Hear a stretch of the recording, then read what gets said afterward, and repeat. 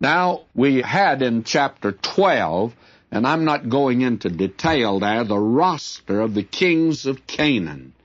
And you go down the list, and very candidly, this to me is not exciting. And I can't find, actually, too much here of any spiritual import. Now, I know that's a very frank confession to make, but a chapter like this, the thing that it impresses upon me is the detail that the God of this universe has given to items like this. Very candidly, you would think that he'd constantly be dealing in grandiose terms with great issues. But you see, God gets right down to the nitty-gritty, right where you and I live. We sometimes hesitate to take to God in prayer so many of the details of our lives. We think, well, we ought not to talk to Him about that. Well, friends, talk to Him about it, because it's very important to take these, and He wants to hear them. Notice how a chapter like this, to me, is very uninteresting. But I want to say this to you. It's not uninteresting to the God of this universe.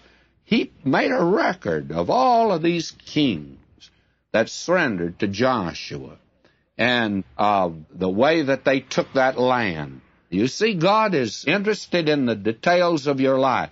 I had a liberal professor many years ago. He says, you take the Bible literally, and I said, yes. And he said, do you believe that God's got books up there that He's going to open someday and books to look at? You don't believe that, do you? You know, I think I shocked him. I said, I sure do. I think He's got books, friends. And here's a book, and here's a chapter, all about these kings. I never heard of them. I know nothing about them.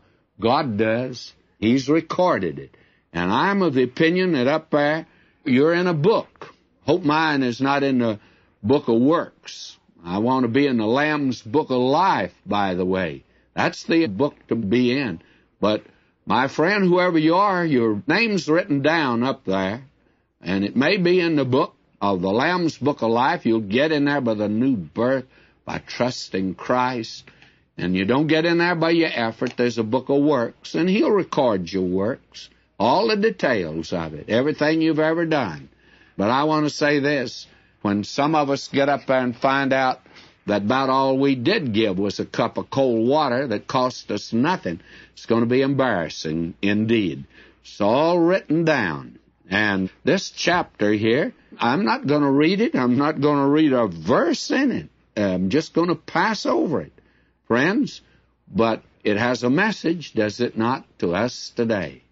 It's very meaningful to God and your life and my life. Now, my life may not be very meaningful to you, and your life may not be very meaningful to me. I share a great many personal experiences because that's the only way that I know to convey truth, because if it doesn't, work down here in the hopper of our lives, it's just no good. When it moves out yonder, it just becomes theory. And I use that. And a dear brother, retired preacher, he's got plenty of time on his hands, and he wrote me about a 12-page letter. He'd had a similar experience. Now, they gave me the letter, and if you want to know the truth, I read it, and I thought, well, actually, to me, it was quite meaningless. Places I never heard of, people I never knew, experience that he'd had, and a church he served that I never heard of. But the interesting thing was, God knows about it, and that is written down. That's interesting to God. May I say to you, it adds a great deal to the dimension of this life that you and I are living